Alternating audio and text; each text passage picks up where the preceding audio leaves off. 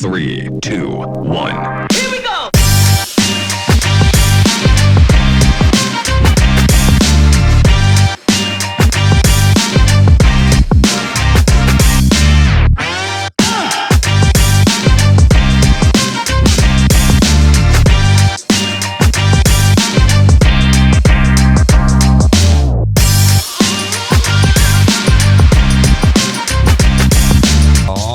Everybody, welcome back to the podcast. My name is Jaden, Adventure and Activity Marketing Pros. What is up? And Steve. It's Thursday. It is. I'm excited. It is, and we got a PEEKSTER with us. We got a PEEKSTER. What's up, Hey, AJ? how's it going? Is that what they call you guys What? internally? Do you get to be a peakster, or what's your guys' like internal name? We are the Peeksters, yes. The PEEKSTers. Really? Where did that come Yeah. from? Is that a thing? We have like Peekchers, we have like Peekosystem, we have like, we try to be, find all these fun ways to use Peek at Peek. When you say that, I go to immediately. I think of that movie with Vince Vaughn and where they're going to work at Google, and they're Exactly. That's what was their name on there? They're Googlers. yeah, Googlers. Ooglers or something like Yeah. that. Ooglies. So when you say you're a part of the Peaksters, I'm like, man, you guys are Silicon Valley. Or they remind me of like Smurfs too, like PEEKSTERs, kind Kinda. of like a Smurfs, like a tribe or AJ troll. doesn't look like a Smurf. Nah, I try not to. Where are you? Where are you, AJ, right now? Are you at your? I'm actually headquartered in Salt Lake City. Oh, okay. That's where Yeah. Peek's main headquarters is, right? We were there one time for a Peek picnic. It was fun. Yeah. It was a Peeknik. Oh, You gotta there it get is. on. Yeah. And you guys had the very googly office with They did. the, All the snacks. all the snacks one could eat. That's where it's at. Uh-huh. One Yeah. day when we Yeah. get cool, we're gonna have that. You got Diet Coke today. I have all the Diet Coke you can drink. I also That's think what got. I also got enough tequila. We could all drink tequila every day too. We could. I love it. So AJ, we'll give you a little introduction. I mean, you're with Peak Pro, and that is a booking engine software for tour operators. We'll kind of let you kind of introduce yourself, kind of what you do. Tell us a little bit, about your role, and kind of go from there. Yeah. So I've been with Peak for coming up on 4 years now, and I've kind of been a little bit of a Swiss Army knife here at Peak. So I've done a little bit of everything. Started and joined the team initially as a sales rep, later moved into management and enablement, went back to being a sales rep, now, coming back and managing a team full time. And also, working with like our marketing teams and some of our other strategic partners from like a consultative approach and trying to help these operators be more successful. Yeah, how many people? Because you're kind of part of the sales team, so you guys reach out to tour operators.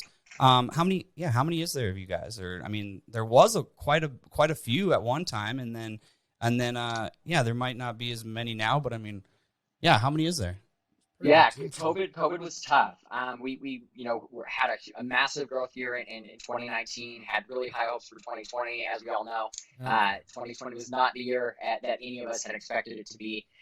So we downsized quite a bit, and cut our employee numbers almost in half. But we're actually now above pre-COVID levels, and have seen some immense growth. I mean, year over year, it's actually been pretty good, and we owe that to the great operator base that we have and the incredible technology. But there's about just over 150 of us now, spanning between Salt Lake City, where a good majority of our sales and support teams are, to San Francisco and Seattle, where a lot of our engineering teams and things have resided. But, given this work from home environment, it's actually been a really unique opportunity for us in getting some good talent. We have, people all over the country now, and that's, continuing to be the case as we get more people from the industry joining Peak and otherwise. So we got people everywhere: Chile, Argentina, Australia, New York. Yeah. So it's been a lot of fun. That's pretty exciting. I mean, that work from home is interesting as there's obviously a lot of companies doing it. And I think there's that fine line is like, do you go back to the office or do we keep doing this remote thing? It'll be interesting to see how this plays out for a lot of companies. I mean, do you guys have an intent to go back to office, or is this what the future of Peak looks like? Like you guys have just figured out the work from home thing? TBD, right? I think we all have like some goals and things we want. I certainly thrive being in an office and interacting with people. Yeah.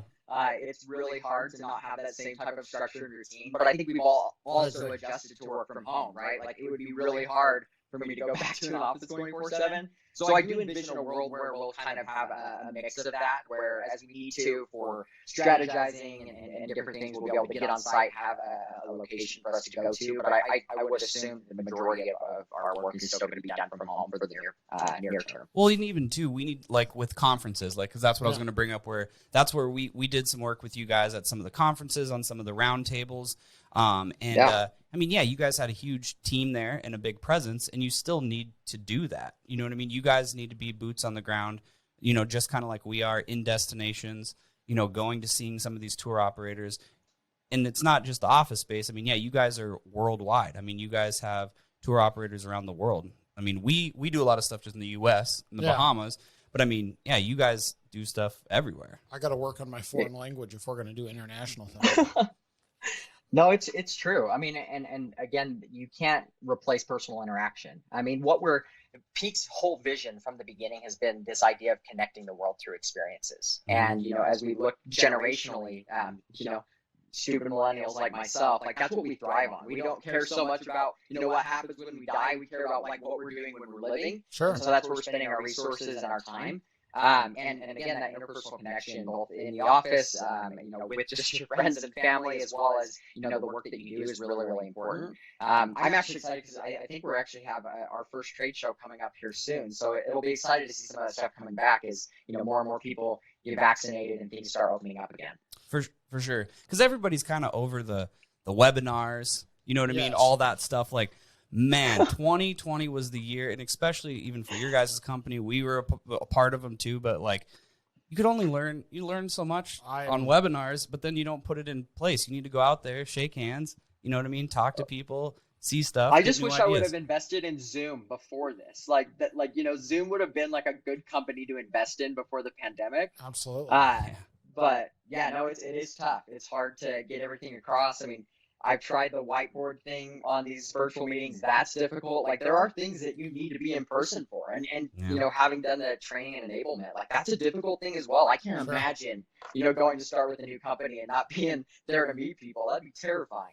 Well, and to that, you guys have had probably a pretty crazy 2020, even though COVID came into play. Turns out adventure and activities has blown up. Yeah. It's you know, that's an interesting point you bring up, Steve, because I think, you know, the tour and activity counterparts, you know, still struggled in a lot for a lot of reasons. Walking right? tours, indoor tours, Yeah, that sort of thing. Exactly. Museums, A lot of exactly. half of your clientele base has been on a struggle bus, and the other half has had the best year of their life. Yeah. Yeah. Do you know which portion or half of that clientele would be? We do. Rentals. We do. Yeah. Water sports, and then I heard also too camping for you guys. You know what I mean? I heard like that's kind of an interesting thing too for recreational stuff. But the rental space has been your cash money. That's our bread and butter. I mean, Peak. Back when I actually started with the company, we you know, went forward and really tried to build an industry-leading platform for rentals specifically, and that's been, you know, again, our bread and butter this year. Yeah. Because for rental-specific operators, it's much easier for them to meet, you know, some of the mandates required by, you know, social distancing and other government restrictions, because all they're doing is sanitizing equipment. I can go jump on a boat with my family. It's my family, you know? Yep. And so that's definitely been where we've seen a good majority of our, you know, business and revenue from, and where our partners have really been able to thrive this past year. Yeah. It's well, and I mean, the same can be said over here. Obviously, we run our own rental operation or tour operation out of the facility, but a lot of our clients are in that space, in the boat and rental space, and doing some of that stuff. And a lot of their 2020s, I mean, you know, the secret joke is they're ready for another round of coronavirus for 2022, because, you know, if they could do this every couple of years, this is great. I don't know if everybody's saying that, but I don't know. Maybe. I mean, it was a boom. I mean, for the water sports and, you know, outdoor stuff. I mean, yeah, it was a boom. They even talk about it too in like Florida. You know what I mean? Like that's kind of a crazy space. What is so? I have some questions for you that actually I'm going to ask, and maybe you can answer if Tell you them to kick rocks. yeah, if you know what I mean. But where is some of your most successful like markets? Like where is there a lot of like peak customers? You know what I mean? A lot of people using your guys' software. Tell us a little bit about that.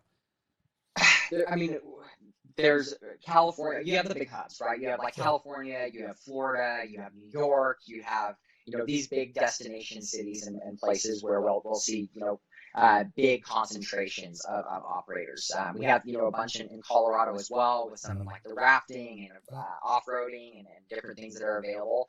So you're going to have these concentrations in a variety of places. I would say right now, again, given the focus that we've had in rentals.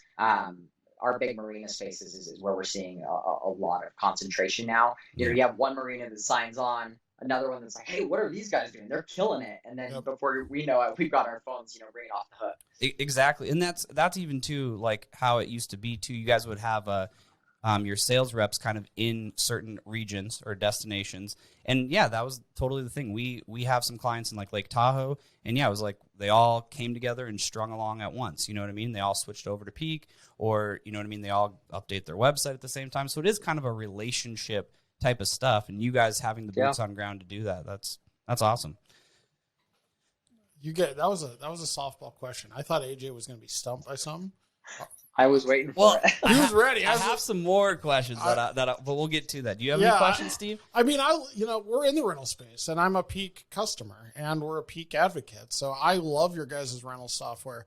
Obviously in that rental space, a lot of the software is pretty trash, and Peak has done a really good job in implementing a full service rental solution for operators. And I mean, obviously that's why we recommend it. That's why we have, half the clientele base that we do, because they live and die by Peak. Or maybe that's a little overzealous, but they're pretty happy with Peak, and we've been able to see a lot of success with it. So, I mean, it's maybe not posed as a question, but I like where Peak is going on the rental space, and I'm going to keep pushing Peak to improving that rental space, because I think that is such an underserved piece of the segment versus, a lot of res tech software is focusing on the guy running that foodie tour in Chicago, or that walking tour in Washington, D.C. Don't get me wrong, they need their software, but the rental operations are huge beasts. And as I'm sure you've seen with some of the revenue that they're bringing in, it's definitely an ignored space by a lot of res tech software. For sure. I mean, Steven, you actually bring up an interesting point. One of Peak's core values, our first core value actually, is to obsess over our customers. And, we've raised nearly $40 million in capital to develop a piece of technology that's changing the lives and the way that our operators do business, right? And it's only through working with operators like yourselves and others and taking that feedback that we've been able to develop the piece of technology that we have today. And it's been a lot, right? There's been a lot of changes. We're now on Peak Pro 6, our 6th iteration of this software. But again, we owe it to our operators, both in how they've been creative in thinking about their businesses and how that transcends into how we develop this technology. But also, where we have people that are engineers, they're engineers for a reason. You all are customer facing and running these businesses. And so it's really helpful to have minds, again, like yours and the other operators that we have the opportunity to work with, to really create this really awesome platform that we have today. Yeah. We're doing some neat stuff with it. I like it. So you brought up an interesting point, and this was maybe I want to get some insight on this, because we're talking about the software Peak Pro. But also when you guys started, and I kind of want to hear this from you, is what is peak.com though? You know what I mean? Like the experiences. Like tell us a little bit about that. That's a great question. I'm really glad you brought that up. So Peak.com is where we got started. Okay. Ruzwana, our CEO, almost 10 years ago, 11 years ago now, sat back and was booking some travel for herself, and it was extremely difficult to do. One, there weren't a lot of operators at the time that were online, plus there was not one central place to where people could build an itinerary for themselves when they were going to specific destinations or multiple destinations. And so that was her original vision, is like, let's create a really great marketplace that customers can come to and create their itineraries and connect them to the world through experience, as it were. Of course, in doing that and really quickly in creating Peek.com, that marketplace and online travel agency that's comparable to what you'd see from like the Viators and Expedias of the world, bookings, amusement, and so on and so forth. We still recognize the gap, and that key gap was that these operators didn't have a central technology platform that was helping to manage all of those reservations. So they were getting, bookings from all these different online travel agencies or different resellers, or, directly by their own means and over the phone and email and that type of thing. And they were running into issues, overbooking, double booking. And so that's where Peak Pro was born, with the vision of, being a true end-to-end operator suite and connecting all of these avenues in which an operator would be getting bookings and clientele from. Very cool. Yeah, I mean, it's being with you guys for a while. It's very interesting to see where it's came from and where it's going. I don't want to say you guys haven't paid attention, but it looks like Peek.com got a fresh redo recently. It's all new and sexy looking. And even too, like I mean, I'm not trying to like grill you or ask questions, but a lot of people always wanted to be the OTA. It seemed like everybody wanted to be an OTA. Like I remember that at Arrival like 3 years ago. It was like all these OTAs, you know what I mean? Were coming out left and right. Because I don't want to say it seems like easy money, but versus selling your own product, it's like, all I've got, for us especially, right? Mm-hmm. All I've got to do is spin up a website and put a bunch of tours on it and get traffic, and I'm going to make 20%. But the problem is, costs a lot to acquire those customers, and it's just not as lay down and easy as that seems. No, you're right, and we're actually seeing an interesting shift, at least from what I've observed, and that I've now worked with probably thousands of clients at my time here at Peak. You have an older generation or group of business owners that have been running for a while that actually did to their businesses misfortune in some ways, become really, really reliant on OTAs. When I have a business that's coming to me and saying that they're getting 50 to 60% of their revenue through a specific online travel agency or other channel, that's a huge hit to your profit margins, right? Absolutely. Yeah. And recently we're seeing that change where, again, operators and individual business owners are trying to focus more on how can we drive our own revenue and our own traffic and things like that. And there's a lot of good things that they're doing. I mean, as you guys had mentioned, and our partnership together with the Amplified Sites powered by Peak, SEO optimization and how we can drive traffic that way, and some of the different things that Peak's doing ourselves and retargeting customers and what have you. It has been a big shift because again, nowadays I don't see operators being quite as reliant on bookings from OTAs as they used to be. Absolutely. Yeah, correct. Yeah. And we always preach that too. You know what I mean? The more, direct bookings. Some businesses do make sense though for OTAs, and we talk about that split. But we do, in the main thing, we want to get more direct bookings on your website. But the one thing I'll ask about that, and just in your, let's call it year of 2020 here, do you guys see that OTA pullback having far more to do with international travel than it does with American bookers or U.S. bookers? Because obviously your guys' big bulk of your clients are U.S. based. Our clients are U.S. based. A lot of our clients were not building their businesses off of OTAs, off of, the guy traveling from Minnesota to San Diego. That guy from Minnesota was booking direct anyways. I feel like a lot of that international travel, they're the ones that were reliant on the Viators and Expedias of the world, TripAdvisors of the world. Mm-hmm. And when they were coming to Vegas, it made more sense to like, hey, I can book a show, I can book a helicopter flight, I can book whatever I need right on Viator. And that's simple. And they trust Viator versus here in the US, people are far more used to going direct to the customer. Yeah. And I think that is a great point, right? When you look at some of these travel hubs, as it were, where people would be traveling internationally to or from, you are certainly going to see a decrease of that given COVID, right? Yeah. I think the other, core component that I've at least observed is going to be for businesses that have high volume type operations. Yep.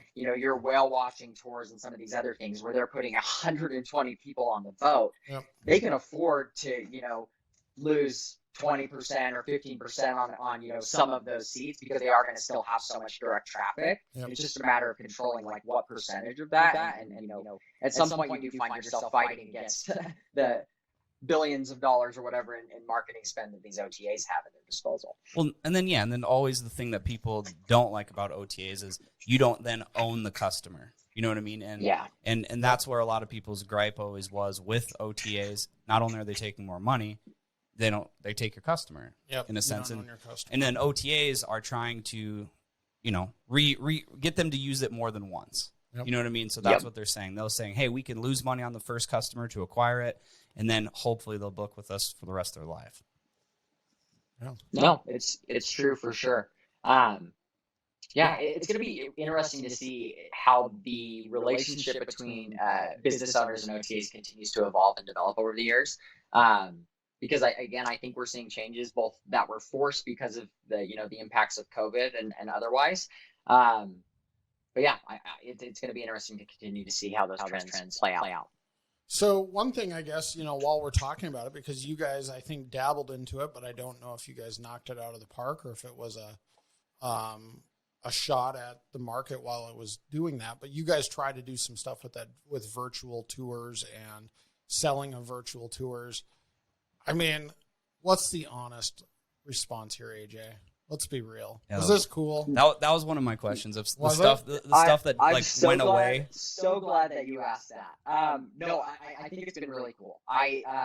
Especially for those large teams in Silicon Valley and even here in Silicon Slopes, we have a lot of big business companies and teams that were dying for ways to connect in a different way virtually than we had been, right? There's only so many rounds of poker I can play with my team, or so many, drinking games and things that you can do in this type of interaction. Did you guys have drinking? Did you have drinking games on your guys' Zoom parties or what? Oh yes. Oh yes, indeed. We didn't do that. Well, they are in Utah. They definitely. It's a good time. They had some IPAs probably, and they all wore flannel. In the Silicon Slopes, I heard. Is that what it's called? Is that you didn't know that? That's what they call it. You haven't heard that term? Oh my Never God. heard I'm sorry. I'm so unaware of Utah coolness. I need to work on my Utah. Way cool. On my Utah way hipsterness. Cool. Yeah, you didn't. Yeah, that's what they've been, and they even put it in like write-ups now too. You know what I mean? I just saw a company got acquired, and then they talked about that like in the Silicon Slopes.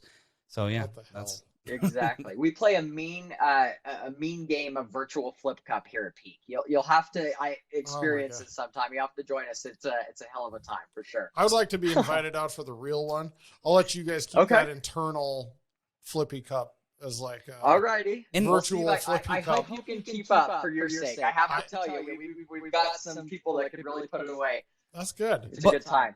But yeah, I think the virtual stuff it's gone away, but I think it will for some reason. I think some things make sense in the virtual world. I will be a cynic of virtual tours. I get it. I see the space for it. I don't know. There's a difference, though. I agree on the virtual tours component, right? And you had operators that were doing everything they could to be creative, and they did some great stuff. Yep. But at the end of the day, like if I want to see Ireland, or if I want to see some of the other beautiful places that this world has to offer, there's nothing that can replace being there and feeling it, and like there's just a more emotional connection to it, right? Where we see a different shift in virtual that's actually doing really well, and that's really exciting to see continue to grow and evolve, is just like that at-home virtual experience, making your own, craft cocktails, and these operators are getting creative. They're sending out packages, and you're opening them, and we're doing wine and chocolate tasting and pairing. I mean, those actually have been really incredible experiences to be a part of. So. Oh yeah, that's kind of where I was going, and I did see some success with that, like especially in like the learning side of things. Like people were like learning, like, hey, we're gonna send you, even in the food subscription boxes, they're doing that too. Like we'll send you the food, and then you can cook with like a chef or something like that. Like that's a new version experience that I don't think is going away, and I actually think it's going to get bigger. 100%. Yeah, I couldn't agree more. The non-millennial side of me struggles with it because it's like. It brings me back to a little bit of like the Airbnb experiences of what they had tried to do or what they were doing with, go make pasta in Italy with your Airbnb with the homeowner, that sort of thing. And I see why it's neat. It is super neat. I think that's a super good example, and I think it's neat. But then and maybe it's the virtual side. Maybe I've got to experience it. Maybe I need to go out on and try one of these virtual things. Or the tour with the local thing, like that was big in the Airbnb experiences. But yeah, I do think that it's hard to say virtual because virtual sounds so cheesy, like you're going to put on your VRs and you know what I mean and experience it. But I think like in the corporate world, I don't think that's going to go away. Like I totally see that for like, big group gatherings. I just wonder, am I like going to go home and fire up my computer and like, tonight we're going to make rigatoni? It's like, I don't know. Is that I don't know, but that's the thing is like when you have teams, and at least for Peak, it's going to probably be a little bit different, right? We had a team that was so tight knit. We're family, and we used to do everything together. Like I didn't just work with these people; these are the people that I was hanging out with and spending a lot of time with on the weekend, traveling, doing a lot of really fun and exciting things, and not being able to do that's been hard. And so, like, these virtual experiences are a way for us to connect in the instance that we can't get together. And given that our team is not only continuing to expand past like our tight knit groups in Seattle and Salt Lake City and San Francisco, and we're getting people all over the country, I think there is going to be an increased need for some of this stuff because I know that Peak's not alone as a tech company that's looking for and expanding their talent pools, right, and where they can get people that typically wouldn't want to move from an Austin or an Oklahoma or whatever, but they're really talented. They don't want to go live in San Francisco, and I don't blame them, because everybody from San Francisco is moving to Texas. They're all there already. Or here, God. So the Silicon Slopes of Utah. No, and you know what? I get that, and maybe that thanks for broadening my eyes here, guys. But with the whole like Netflix watch together, or the whatever you want to call it, the party together. I haven't done it, but it doesn't mean it's not a good idea. And I could see with some of these virtual things where if you had 4 people in different locations where that makes sense, where you can almost do like a, learn to bartend, learn to make craft cocktails together, and it's a group experience. That's kind of a neat idea and concept if you did that. Well, and then also too, why the software makes sense for Peak and why it's a good vertical for them is because then it also manages the inventory, you know what I mean, for all the bookings, the manifest. Sure. So it's like it's almost kind of helping out with that business model that people never really thought. Like they knew they needed a website, but then it's like, okay, now how am I going to keep track of all these bookings that I'm getting of people wanting to cook pasta with me? Yeah. Well, now you got to coordinate like shipping logistics and a whole horde of other things to facilitate these types of experiences. It was one thing for Peak to be like, oh yeah, we can, do your electronic waivers for free. And that's included in our system. Now it's like, we're collecting addresses and phone numbers and all of these details so we can make sure these people get their stuff shipped to them for their macaroon making class or their pasta making, there's a lot of things that to get into with this. So what's one you did? We did the virtual, the chocolate tasting by Dandelion Chocolates. They're fantastic. They're a great Peak partner, so look them up. Okay. That was a really fun experience. The chocolate was not only fantastic, but super unique and was something that, my partner and other members of my family were able to participate in as part of, past what Peak was offering. We also did a graffiti making like class or virtual experience, which was really kind of fun. One, to kind of see people's different talents as it came to art, which like I don't have an artistic bone in my body, so whatever, we still had a good time. And I know my team's done some other ones as well. Those are just the ones that I've had the opportunity to participate in. Well, very cool. Yeah, the one thing I saw, and this was, I had to download some new or re-download some apps, and when I was downloading the Peak app onto my phone again, you guys have a great app as far as people managing their tickets for when they're buying multiple tickets. I mean, in a lot of our experiences, because we're in the rental space, that isn't necessarily a used feature, but I was pretty impressed with how well it actually worked in the idea of people that were running a tour where that ticket is just stored as like a QR code right inside of the app. Yeah. That was pretty slick. Yeah. No, it's great. I mean, and especially because we have such a huge number of operators that have such a huge portfolio of different experiences they can offer. You look at like some of these rope course and zip climbing people. They have this rope course and zip climbing, and then they also have like a river floating and tubing thing. So there are going to be several instances where we have a customer that's going to be like booking an itinerary for themselves. And that's outside of, some of the functionality that Peak has in enabling operators to work together and promoting one another's tours and offerings through our cross-sell bundles feature. I mean, this is really cool, especially for small business operators that don't have a lot of money for marketing and that type of thing, to be able to partner locally and say, hey, I'm doing a food tour, maybe you're doing an escape room or something else, and like let's partner up and cross-sell and promote one another. It's been really cool to see some of the things that have been created and come out of that. Yeah. We were just we're on your page on the software. That's a good segue to go into, and you mentioned the bundle side of things. What was kind of what's a new, not a new, but like the best new thing that Peak has done that people have requested for a while or anything like that? You got any insight on that? Yeah. So hopefully I don't get in trouble for this. I don't think I should. No, the biggest thing that's been asked for recently has been tipping and texting. Right. One, we have tipping and the necessity behind that for guides and other purposes. And, I think that we have some leaders in the space that have provided some great frameworks for how this can be done and how it can be done effectively. You think of like the Squares, the Toasts of the world from like a point of sale standpoint. Yep. And so Pete's trying to, model some of what we're doing from a tipping standpoint based off of those platforms, understanding that our operators are in some instances actually using those as well.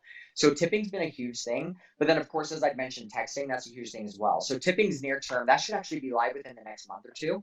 Okay. Texting is, where we have a really big focus as well, because I think there's two components to this. You have the fact that, like, again, millennials are now, according to the Pew Research Institute, like they make up, the majority of the workforce nowadays. So we're the ones that have the money. We're the ones that are shopping. We're the ones that are going to be booking these experiences online, right? Like I was raised with a phone in my hand kind of a thing. And while emails are still necessary because our operators have so much content that they need to provide behind their tours and maps and everything that's not going to fit well into a text message. But some of the more simple aspects around just reminders, like, hey, are you good? I mean, I think we all get messages from our doctors and dentists and things now. So that type of stuff. And also getting creative around, proactively collecting reviews from customers by text messaging. Also, integrating the tipping functionality there where it's like, I hope you had a great time with AJ as your guide. If you feel so inclined, click here to leave a tip, and being able to do stuff like that. Like, these are some of the things that Pete's proactively been thinking about, and some of the stuff that's, again, in development and we plan on delivering here in the near term. Gotcha. Yeah, you heard it here first, folks. Heard it here first. That's pretty exciting because, one of the saved, I love like weird tech platforms and like what they all do.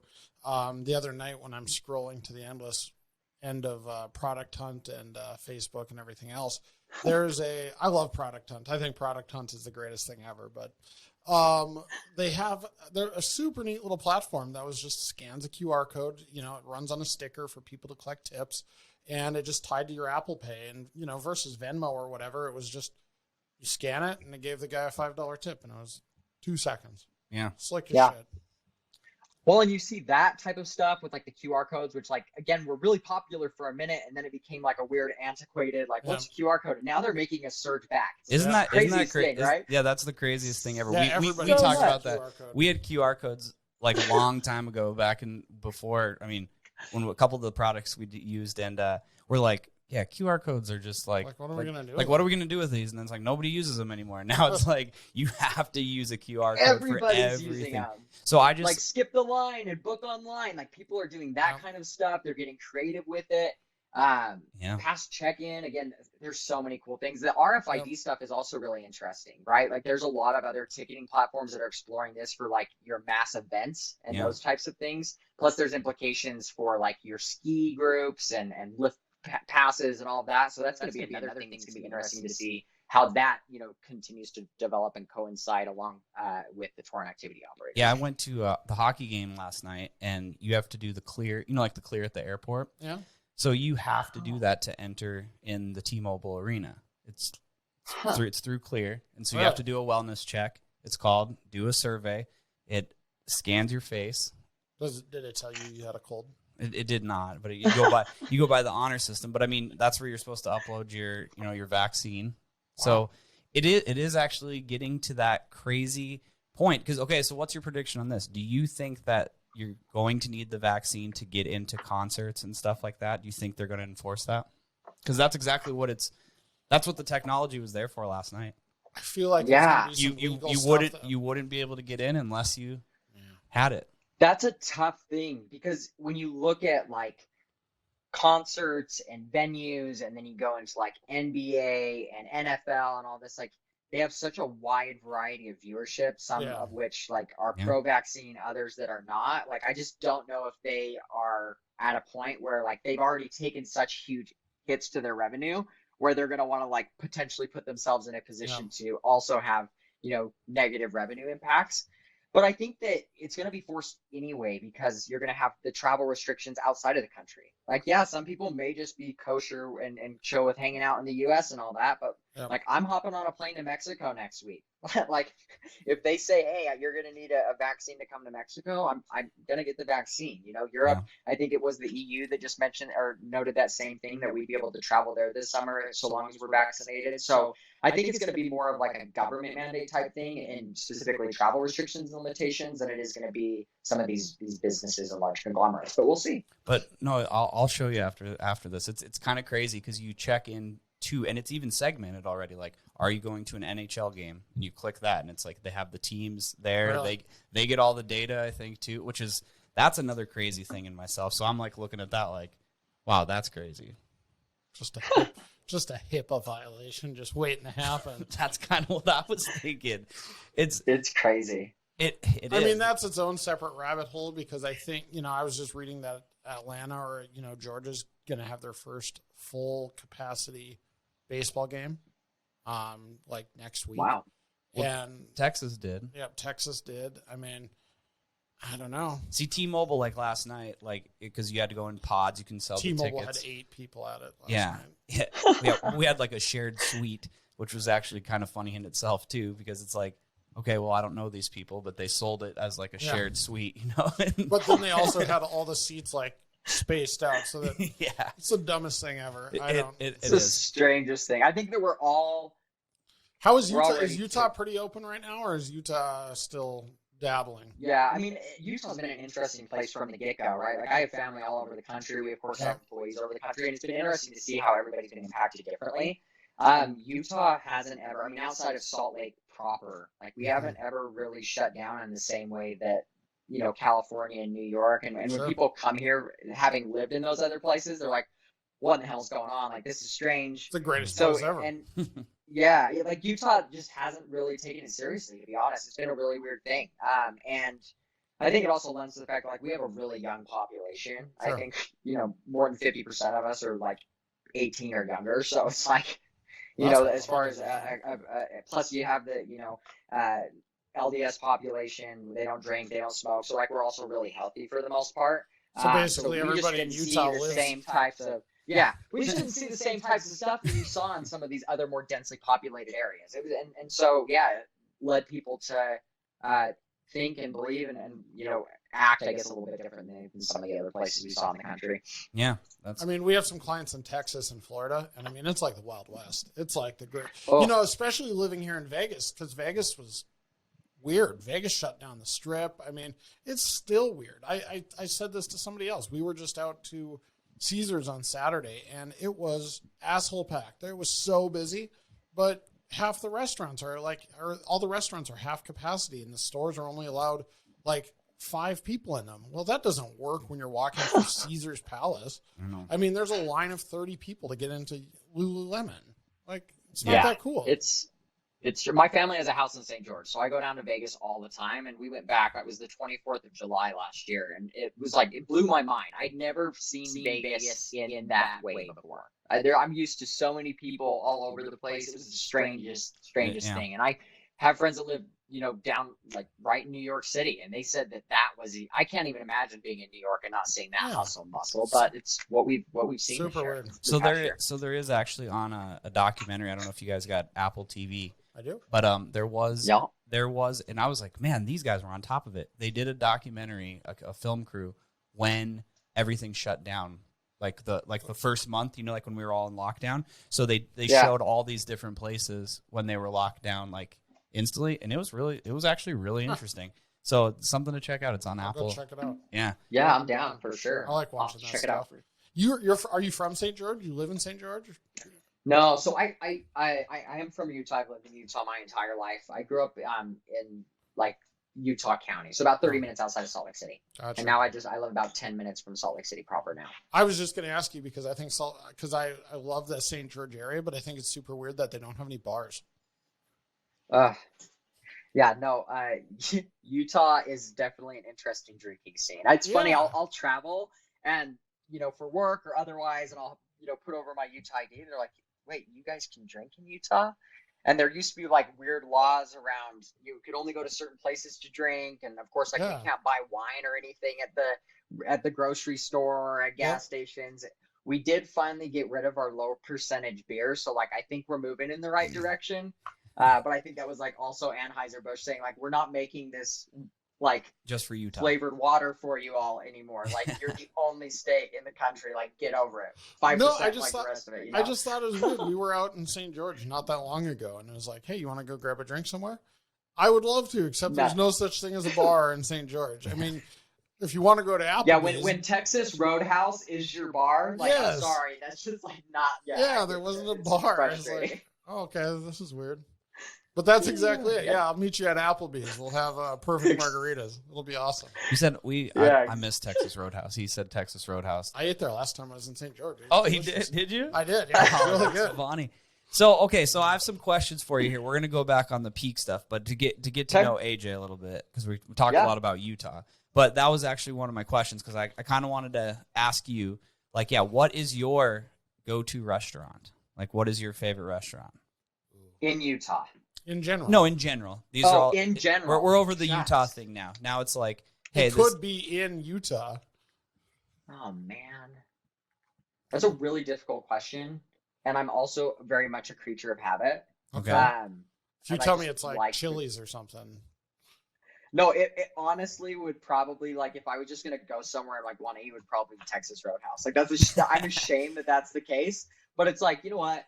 If I can go get myself like a okay steak, like it's no Ruth's Chris or Fleming's, like, and it's it is a good little steak though. It is a good little steak. I know it's not bad. Yeah. Get yourself a sirloin, like medium rare, like it's still a decent steak.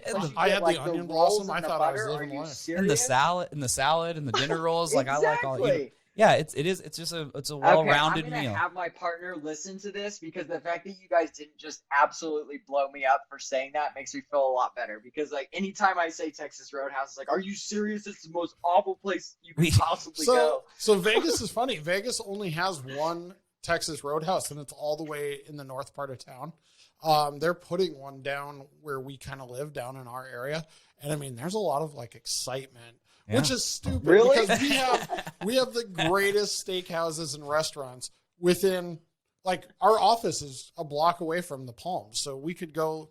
The Palms is closed right now. It's like, where are you going? We can, every amazing steakhouse is less than a mile and a half from here. Yeah, on the strip. Yeah, and they're opening this Texas Roadhouse, and people are stoked about this Texas Roadhouse. They're hyped. Oh man, I'm just like. But honestly, my favorite restaurant. When you all come back to Utah, we'll have to go here. It's called Red Iguana. They have 2 locations, but it's like some of the best Mexican food I feel like I've heard of that. Fantastic. I feel like I've heard of that. Which is hard because like I feel like every other like partner that's come to Utah, like we usually go to dinner at Red Iguana. So I'm sad to learn that they didn't. You guys didn't have that opportunity. So next time you're out here, let's make it happen because it's a killer restaurant. I don't know if you've ever ate there, but they have it over in Utah. It's a Sweeto Burrito. Oh yeah, I went there. I love that place. Yeah, there's one right in Sugar House. Yeah, I know place exactly where it is. That and you guys have what's my Hoo-Hot. Oh my god, that's over in like I've actually driven up to out. Oh my god, out to St. George to eat there because there's one there. That place is the best. I love that place.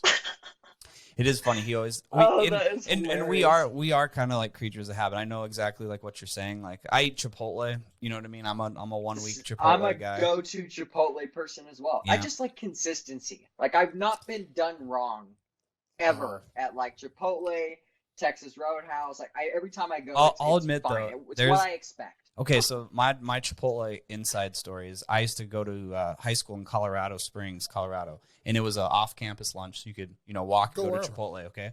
And that Chipotle downtown Colorado, it had like Mexican people working at that Chipotle, and they just rolled the burritos so much better than that white girl that's like messes up your burrito every time, and you're like, can I get that re-rolled? Like you just totally messed that up. Like it's spreading out the sides. Yeah, and then they say, oh, do you want it double wrapped? And it's like, no, who wants 2 tortillas on their burrito like that? Like no. Jaden, where did you go to school in Colorado? Scott Elementary.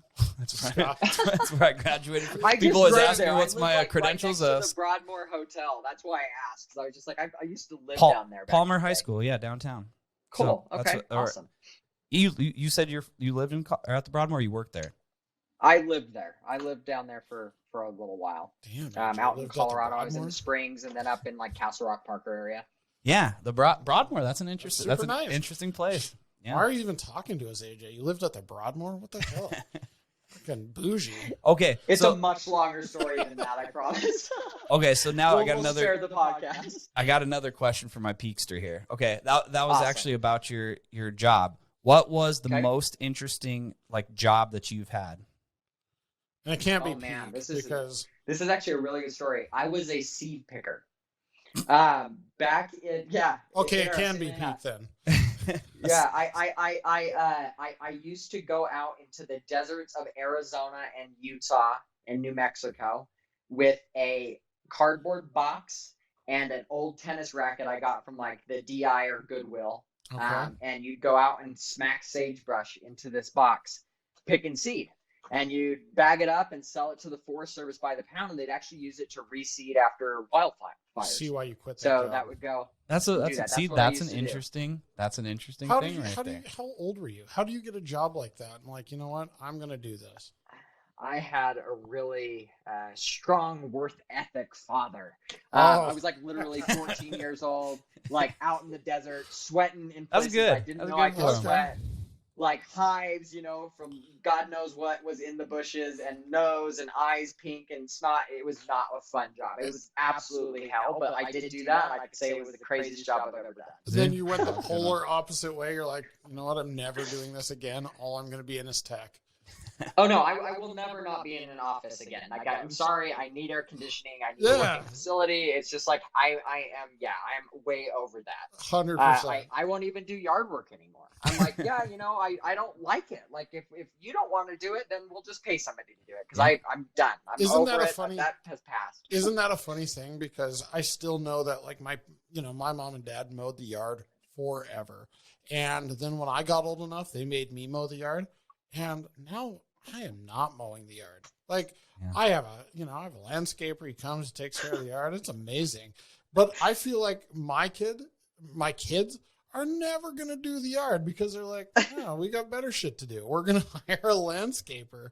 I'm kind of one of those do-it-yourself dads that puts on his mowing shoes and stuff like New that. Balance. Good man. I like doing that. Man. Have you ever? I do it because I'll come over and drink a beer and watch you. Well, that's exactly that's how you sneak away. Have you ever seen that guy that the Bush Latte guy? And he says, honey, the toaster's broken again. And he unplugs it. He's like, oh, looks like I got to go run to the hardware store. And then he'll just go and he'll meet his buddies at the bar, and then he'll plug it back in. Looks like it's fixed. God dang. I just always like the ones of the guys drinking in the Target parking lot. Yeah, those guys are funny. You seen that? Have you seen that? Is it their commercial? No, it's on TikTok. It's on TikTok, but a lot of them are I guess you call them YouTubers or content creators, and they all kind of get together in the Target parking lot, and they all sit there while their wives go in, and they love it. Like they create. They get together. They're having a powwow. They're hanging out. That is hilarious. I must be on the wrong. How they say you have different TikToks. Yes. Yeah. I must be on your algorithm's all messed up. Me and Steve like TikTok. We like TikTok. Do you like TikTok? Yes. Yeah. I yes. do. Okay. It's one of those things. People. everybody, I have a group of friends that love it, and another group that's like, you're giving your data to this and that and the other. It's like, my phone's listening to me. I have Google Assistant, everything. Like, they know my whole life. Yeah. The ads I get. There's nothing that interesting about me. I didn't believe that for the longest time. Remember that when? Yeah, when I don't know why you didn't believe that. I was like, no way. And then now all of a sudden, like, yeah, we get ads all the time, and Susan's she's all like, what the heck? Talk about cat food. TikTok's fantastic. It's hilarious. It's a good like way to take a break from stuff, like even just for a good giggle or something. Like I like that would have been one prediction that we had wrong, because I think we talked about it. Like, never thought TikTok would be so mainstream and people actually like loving it, because it was so like. It's actually a huge focus for me now. Like, we've got to figure out. Really? Yeah, I mean, because nobody wants me to be behind the 8 ball. And I mean, honestly, even starting now, we're still a little behind the 8 ball. But the idea of like still sitting around and like talking about like Facebook ads, while they're important and we still do a lot of them, that TikTok is just, I mean, I'm a 40-year-old man. The viewership's insane. Yeah, I'm a 40-year-old man, and I can get lost in TikTok for an hour and a half without trying. And they say the fastest growing group of people on TikTok is 30-plus-year-old women. Yeah. I'll have to send you guys a TikTok. My sister went viral. Yeah. She had a video of my dad, my old man, that got like 15 million views. And apparently, they've recently got hit up by those people that do the funny videos. What's it called? Anyhow, and they're like want to use her video on their MTV special or whatever. Like, it's going to be hilarious. I'll send it to you. So you guys should listen to our past episode. We had a TikToker on from Nashville, the Nashville Pedal Pub, and cool. So he's a tour operator, and we talk about this. That's what I look at, a tour guide, and he's just a tour guide for them. And his TikTok is huge, and he actually does a great job. He does all like the FAQs, you know what I mean, of people ask about him. So totally like cool. Like, look into that, because even for tour operators, that's exactly what we're telling our clients. You know what I mean? Like, there's things you could be doing yourself that just makes way more sense rather than posting a Facebook post. Yep. You know what I mean? And thinking everybody's going to see it. It's and the reach is just so like we have for our Jeep company here, we've done, we've got a TikTok and been posting. We have we have a couple posts now that have like 100,000 views. And I mean, and this is organic. This is, no dollars put behind it. Yeah, no paid. It's hard at this point to tell you if the ROI is there, because it's TikTok and I think it's still that element of like scrolling and scrolling and scrolling. And you're like, oh, that's interesting. I'll like it. But what does that mean? But I can see where it becomes a prevalent force if you can figure out how to monetize it and get some of that traffic to convert to dollars. Well, it's like a new version of banner ads. You know what I mean? Kind of in a sense, like you're getting impressions like banner ads. Like banner ads, they don't convert that great. Just kind of like impressions of TikTok. Yeah. But and that's honestly too, like, people. I mean, not trying to pitch us here or whatever, but you need someone to almost be able to create your content, you know what I mean, for you, and like put you in the right direction. Because even with websites now, it's not just about your website. And even like with your guys' marketing, suite kind of that's connected to Peak, everybody talked about the Pixel, what I mean? The Pixel was the thing that made sense. Well, now it's, you know what I mean? There's other things to do. Now the Pixel's broken due to Apple. Apple broke the Pixel this week. Yeah.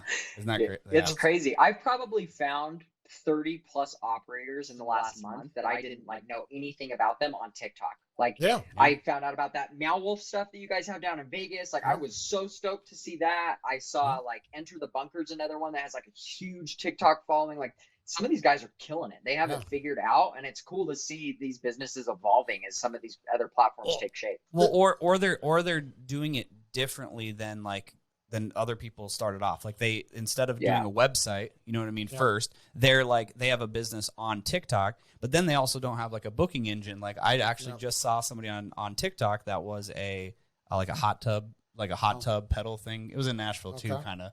So it's like you get in the big hot tub thing and go around, but their website was garbage. It was horrible. I was like, hey, you guys need one of these amp sites. You know what I mean? Because it'll just make way more sense. So that's the weird. I mean, that's kind of like the weird generation gap that shows up. Yeah. Because there's a lot of what we would call great operators, like great fundamental business operators, but are horseshit marketers, and we talk about this all the time. Like, they run a great tour. They've been doing it for a decade already. They've built up 1 million TripAdvisor reviews. But if you ask them if, like, you talk about TikTok and it's just like you said, I ain't giving my data to China. Well, come on, man. And even to that, they made a post to their Facebook 6 months ago. So that's probably enough. Everybody saw it, or I'm on. And even too, I know you've probably done this from even being a sales rep, you know what I mean, and calling these operators and stuff. And they're like, oh, well, I'm just too busy to do that. It's like, don't you want to like track your conversions and understand where your traffic is coming from? You know what I mean? Not just guessing, because that's the thing. They're like, oh, well, I'm already so busy, and and all this stuff. And it's like, but you could probably be busier, and also you can know why you're busy. I'll tell you, AJ, that's one reason I'm a huge fan of you guys, is your actual advanced integrations into Google Analytics. Yeah. That is, I am a numbers guy. I'm kind of like you, where I tend not to be as creative as I would like to be sometimes. But I get in the weeds. I like the weeds side of it. I like understanding how stuff works and where bookings are coming from. And your guys' advanced analytics integration is amazing. Yeah, that enhanced e-commerce has been a really powerful tool for a number of operators, and I think that there really is a lot. And when you get into like the macro data elements of that allow you to be more strategic with your marketing, and also like increases your ROI and efficacy of your overall marketing, like it's huge. And I think when I go to an operator and I ask them questions around like what percentage of your bookings are local, what percentage of your bookings are repeat, and they don't have answers to these questions, like that to me. I can tell whether a business is going to survive and how much money they're probably making just based on how they answer those questions. Like it's a big thing to know. And I'm glad that you guys are looking at and of course benefiting from some of those tools that we've created. Yeah, I mean, we're setting up advanced analytics and integrations with all of our clients. We're doing some obviously high level marketing stuff to make these guys get more bookings. And that isn't the case. We don't have those privileges with every other platform. It certainly makes our job easier. And at the end of the day, like, none of this, even you guys, any of us, this isn't an overnight game. Their business doesn't change tomorrow because they make a switch from one platform to another. It's actually using that data, using the tools that are ahead of them that can actually like make the big differences long term. Because right now we're coming into summer here and we're busy as can be. I don't think it would matter if you were taking bookings over pen and paper, but it's how do you keep those customers coming back? How do you engage them? How do you make this a long-term sustainable business versus a one and done type of thing? Yep. But then the key point to it, and even with your guys' booking software, is we know where our customers are coming from. Yep. We can tell you where every single booking came from, you know what I mean, how they found us, etc. You know what I mean, just to the knot. And some operators are sitting there and it's like, I think that's scary. Like if you don't know how you're getting your customers, it's like one day it might just switch.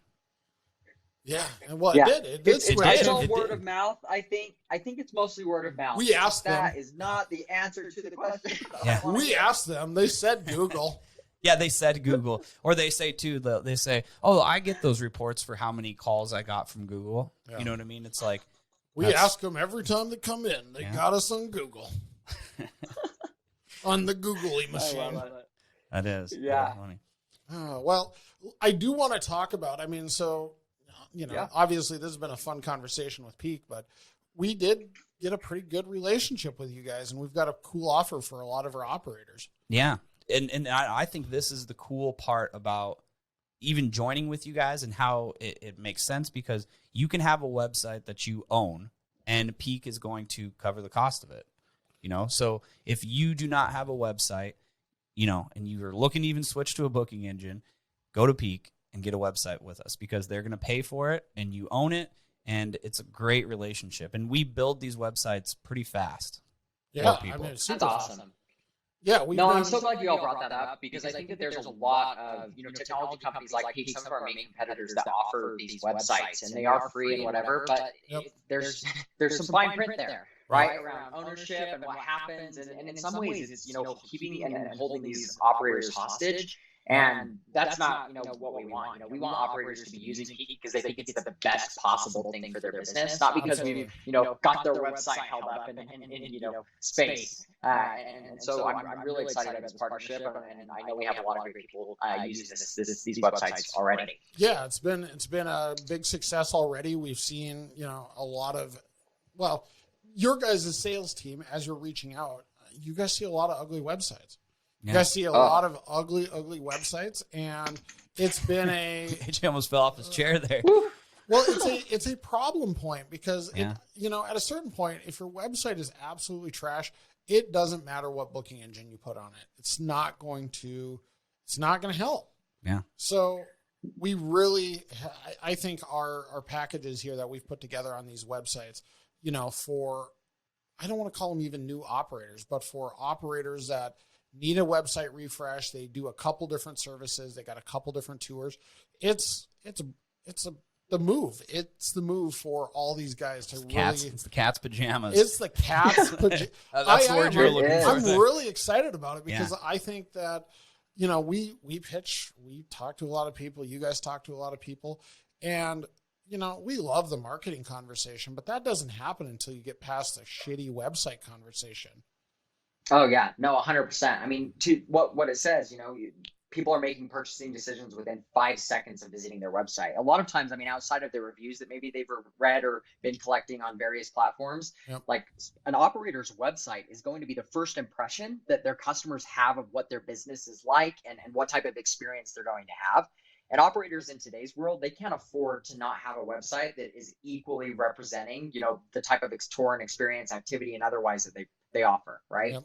It's your storefront. You know what I mean? And exactly. And people talk about that all the time, about like remodeling the store or updating your sign and all that stuff. So it's like, why don't you look at your website the same way? Well, and I think, we worked pretty hard on putting this together to make this make sense for everybody. And the fact that, Peak came to bat and they're covering the 750 setup on our template websites. It's it can't get any easier to get into a new website than that offer. Especially for, sorry, go for it, AJ. No, I was just saying that goes hand in hand with like one of Peak's core tenets, right? Like we only make money when our operators are successful. And so in partnering with you all, like this is an opportunity that Peak has taken to invest back into the operators that have, they're the only reason why Peak even exists, right? Sure. And so we want to put our money where our mouth is because we do believe that we have great technology and we have great partners that are helping to facilitate this. And it's in turn, helping thousands of operators be successful and have, better businesses, better customer experience. And yeah, it's awesome to see. And we always tell too, like our customers, and like we have a relationship. We have a Slack channel together, you know what I mean? So it's like we're in communication. So we give you a white glove service with Peak. So it's like when you're working with us and you're getting a website, you're working with both of us, but like we're doing everything for you. You know what I mean? So it's not one of those things too where it's like, hey, we're going to pass off this website or give you this website and then you have to figure it all out or update it. It's all managed. It all comes together. It's all white glove service with Peak, you know what I mean, to get everything built out. And we're doing it fast. You know what I mean? That's the biggest thing. Before we heard that problem. I mean, 3-month website builds, like that's crazy. Well, and we used to even, you know what I mean, talk to people and stuff like that. And I mean, it was 30, 60 days, stuff like that. So that doesn't make sense for you guys, you know what I mean, at all, because you guys are trying to get the new software or their new booking software on as fast as possible. So it's like we need this done 7 to 14 days. Yep. No, it's been really exciting, and I'm very excited to see where this goes, and especially seeing, I think 2021 is going to be as good of a year, if not better than what 2020 ended up being for a lot of operators. Yeah. And hopefully we don't have any lockdowns or restrictions so that we can actually all go out and have a beer somewhere. But it's open. It's open. World's open again. I think it is, especially here, you know what I mean, in the US. I mean, a lot of people can give their opinion and of, you know what I mean, of what's open and what's not open. It's like, go out and experience it. Go hit up a tour. Go hit up an activity. You know what I mean? Go do it yourself. You know what I mean? Don't just listen to what other people are saying. Go out there and check it out. So, Yeah, thanks for coming on with us, AJ. We appreciate it. If you guys haven't already, make sure you guys look up Peak. Peak Pro is their software, so you guys can do that. Where can they contact you too, AJ? I mean, your guys' team is super easy to get a hold of. You know, they can fill out a form on the website. You guys can call them directly. You know, yeah, give the little pitch there. Yeah, no, for sure. I mean, peek.com/pro. You can read about the software on our product tour webpage. There's actually a really cool interactive site, so you can play around and see what this software is going to look like and operate from a customer-facing perspective. Also, see some of the day-to-day management side of things. But of course, we have a really great team that would love to connect with some of you that have inquiries or just general questions about this, whether it's online booking software specific or otherwise. Like, we're here to help. We have a lot of people that have ran tours and been business owners before that have been in your same shoes. So outside of what Peak can do, we'd love to connect with you guys. So fill out that form, give us a call, and we're here to help as best we can. And the reverse side of that, we've also got a landing page with Peak that if you guys are interested in the offer and you have questions, we're happy to point you guys in the right direction and get you lined up with one of the Peak Pro members, Peak Pro team members, and get you guys started on a path to a new website. Yeah. All you got to do is fill out or schedule a discovery call, put the information in, and Peak's going to pay your down payment on that, and then you're going to get a new website. So it's a cool offer. It's great to be working with you guys. Good to have you on, AJ. And thanks for having me, guys. Appreciate it. We'll see you soon. I'm pretty sure we'll see you soon. When are you coming down here, Red AJ? Iguana. When are you coming down to Vegas? I actually am supposed to be heading down there in a month or so to go work with a big operator I'm working with. So we'll have to go grab dinner or something. That would be awesome. Cool. Well, awesome. Well, sounds good. Thanks, guys, for listening to this episode. Make sure you guys like, subscribe, share it out. Check out Peak Pro. Check out AMP Agency. Thanks again for listening to the podcast. We'll see you guys all next time. Here we go!